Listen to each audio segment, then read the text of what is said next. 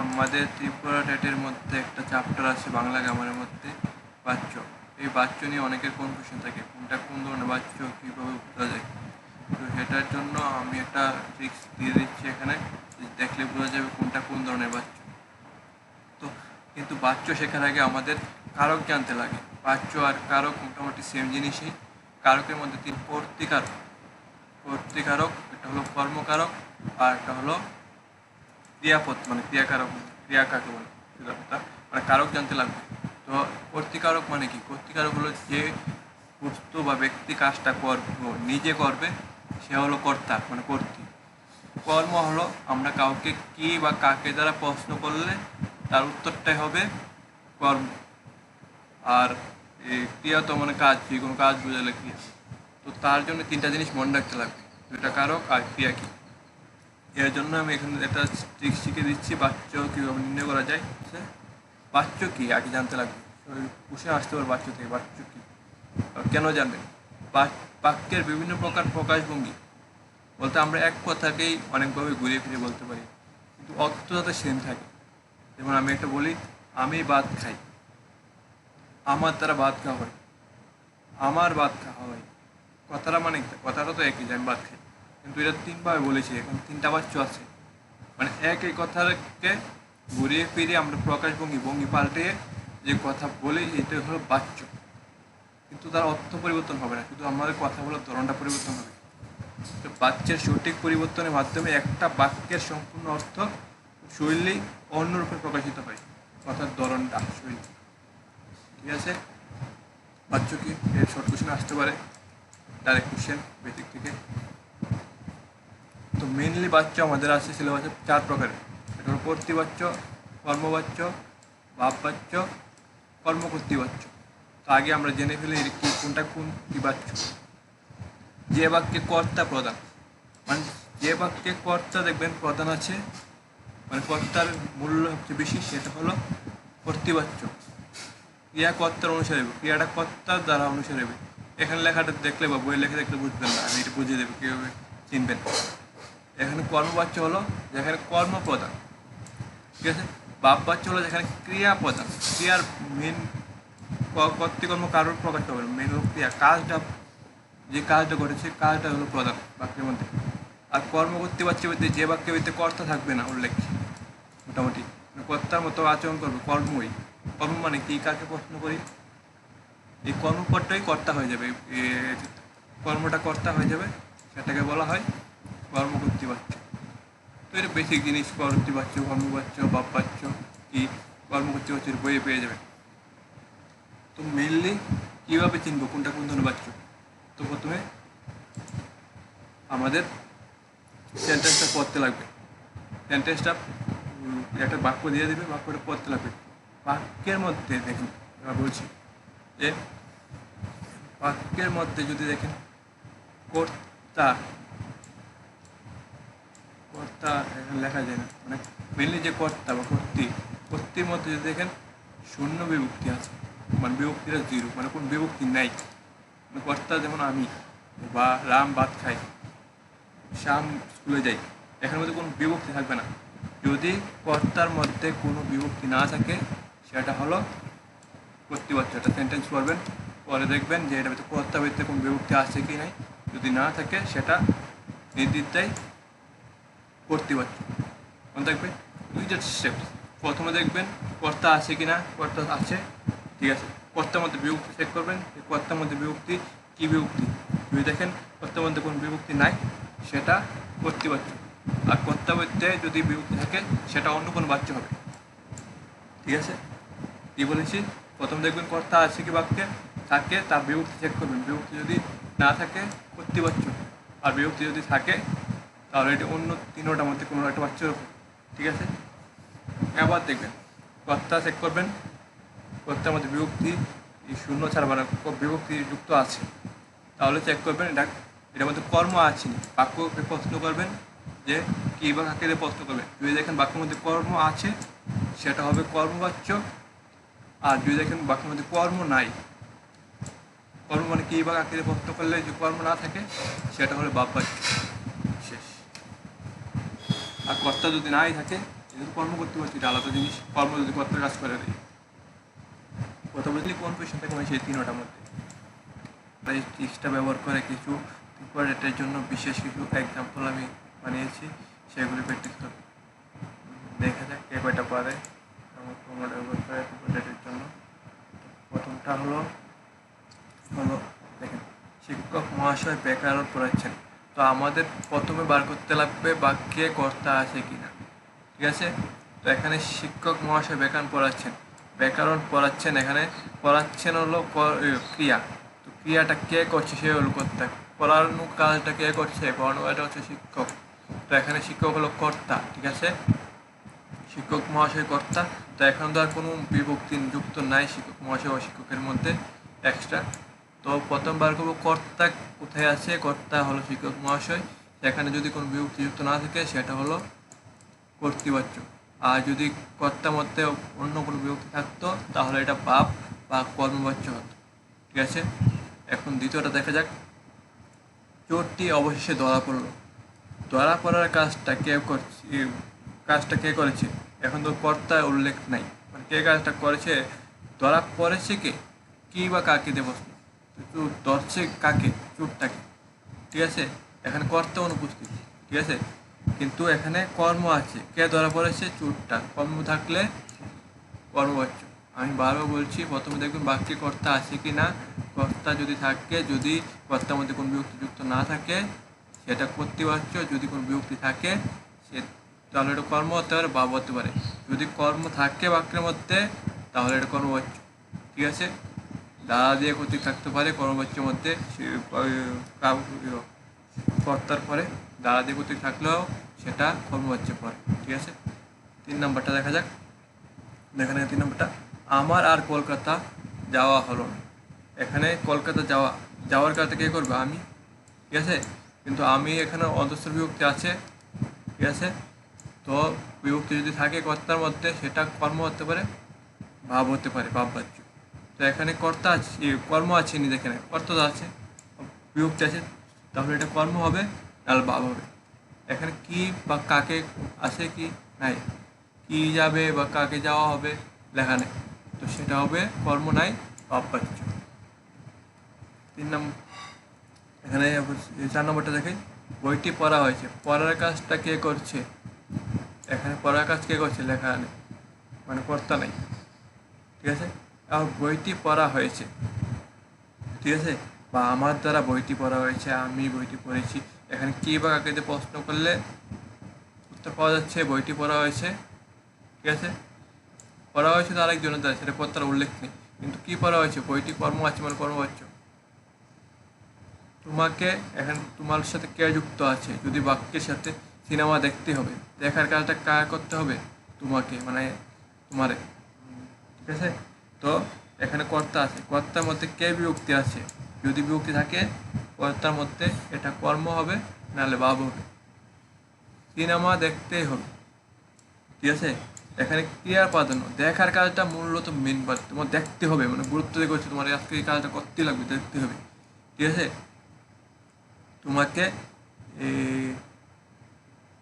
এখানে ক্রিয়ার প্রাধান্য ব্যতিক্রম, এটা একটা ব্যতিক্রম প্রশ্ন, এটা দিয়েছি। এখানে এইভাবে বলছে যে কাজটা করতেই লাগবে, ঠিক আছে। এমন থাকলে করতে লাগবে, দেখতে লাগবে, মানে জোরতে যদি বলা হয় কাজটা, সেটা সবসময় মনে রাখবেন, এটা ব্যতিক্রমী ভাব বাচ্চার মধ্যে পড়বে, ঠিক আছে।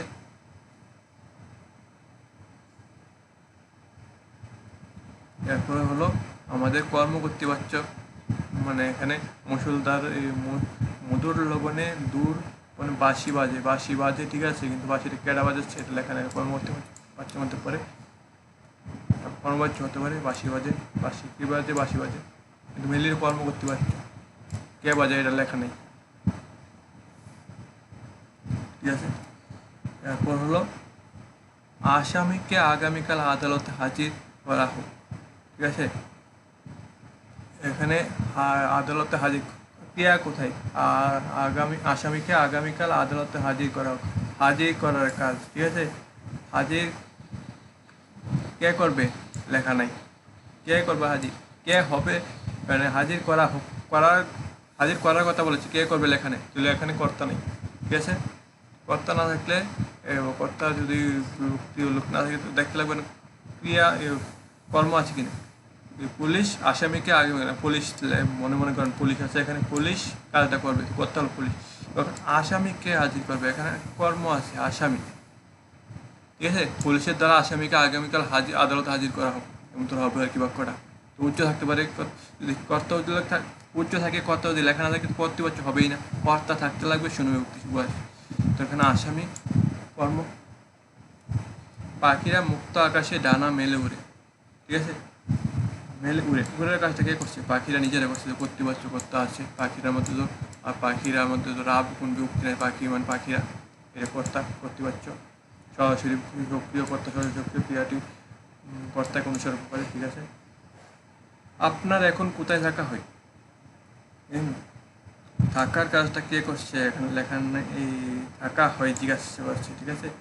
আপনার এখানে থাকার কাজটা আপনি করছেন, তাহলে এটা কর্তার ভিতরে অবিভক্তি আছে, আপনি যেহেতু যুক্ত আছে, তাহলে এটা বাপ বা কর্ম হবে। কারণ কর্ম কি বা কাকে দিয়ে কোশ্চেন করলে কর্ম নাই, মানে এটা বাপ বাচ্য। শত্রুপক্ষ অবশ্যই পরাস্ত হলো, ঠিক আছে। পরাস্ত হলো পরাজয় কে হলো? শত্রুপক্ষ অবশেষে পরাস্ত হলো। এখানে কি হচ্ছে? পরাস্ত করলো তার উল্লেখ নেই, কে পরাস্ত করছে, কাজটা কেটা করছে সেটার উল্লেখ নেই, মানে কর্তা নাই। কর্তা না থাকলে এটা তো কাকে পরাস্ত করছে? শত্রুপক্ষকে পরাস্ত করছে, কর্ম আছে। একটু ব্যতিক্রম, বাংলা একটু ব্যতিক্রম। কর্তা নাই কিন্তু কর্ম আছে, কাকে পরাস্ত করেছে? অবশেষে কর্ম। চিঠিটা ডান বাক্সে ফেলা হয়েছে। কি কি ফেলা হয়েছে? চিঠিটা, ঠিক আছে। চিঠিটার কর্ম আছে, কর্তা নাই, কর্তা না করতে পারছে হবে না, তাহলে কর্ম হচ্ছে হবে চিঠি। কি ফেলা হয়েছে? চিঠি। ছেলেরা ফুটবল খেলছে, কারা খেলছে? ছেলেরা। ছেলেরার জায়গাতে এখানে কোনো বিভক্তি নেই, ছেলেরা তো ছেলেরাই বলি, ঠিক আছে। অনেকগুলি ছেলেরাই বলি, তো বিভক্তি নেই মানে করতে পারছো। হাড়িটা নিমেষে ফেটে গেল, ঠিক আছে। হাড়িটা কে ফাটেছে লেখা নেই, তো এটা কর্মবাচ্য হবে, কারণ কি ফেটেছে? হাড়িটা। আবার কত যদি উল্লেখ না থাকে এটা কর্ম করতে পারছে বলা হয়, ঠিক আছে। সুমনকে আজ চিন্তিত হতে দেখাচ্ছে, তো চিন্তিত দেখাচ্ছে, ঠিক আছে। কাকে দেখাচ্ছে? সুমনকে। এখানে কে বিভক্তি যুক্ত আছে কর্তার সাথে, তাহলে কর্তৃপক্ষ হবে না, ঠিক আছে। কর্তা তো হবে না, তাহলে চিন্তিত কী বা কাকে প্রশ্ন করলে ইও আছে, কী বা কাকে কোন প্রশ্ন করলে আসে? কিছু নাই, তো কর্ম নাই, বাপ্পাচ্ছ। পাপিকে সবাই ঘৃণা করে, পাপকে নেই। ঘৃণার কাজটা কারা করছে? যে করে সেই কর্তা। এখানে অনেকে মনে করো পাপিকে সবাই ঘৃণা করে, পাপি নিকর্তা না, পাপি। ঘৃণা কাজটা কে করছে? সবাই করছে। এখানে কর্তা আছে সবাই, কর্তার মধ্যে কোনো বিভক্তি আছে কি? নাই। এক্সট্রা কোনো বিভক্তি আছে? সবাই মানে সবাই, তো সবাই যখন কোনো বিভক্তি নেই এটা করতে পারছে সব বুঝে। তো বারবার বলছি, প্রথমে দেখবেন কর্তা আছে কিনা। যদি কর্তা থাকে, কোন বিভক্তি না থাকে, সেটা হলো কর্তৃবাচ্য। কর্তার মধ্যে, মেইন কর্তার মধ্যে, ঠিক আছে। আবার কর্তা যদি অন্য কোনো বিভক্তি থাকে বা কর্তা উল্লেখ না থাকে, সেটা হবে কর্মবাচ্য বা বাহ্যবাচ্য। যদি দেখেন কি বা কাকে দিয়ে প্রশ্ন করে কর্ম পাচ্ছেন, এই কর্তার সাথে এক্সট্রা বিভক্তি ওয়ার্ডটা ছাড়া বা কর্তা ছাড়া কীভাবে প্রশ্ন, সেটা হবে কর্মবাচ্য। যদি কি বা কাকে প্রশ্ন করে উত্তর না পান, সেটা হবে বাহ্যবাচ্য। আবার অনেক সময় যদি কোনো কাজটা করতেই লাগবে, হতেই লাগবে, এই উপরে থাকে, মানে কাজটার প্রাধান্য বেশি, সেটাও ভাববাচ্য পাবে, ক্রিয়ার প্রাধান্যটা হতেই লাগবে কাজটা কোনোভাবে, বুঝেছি। এইটুকু বাচ্চ।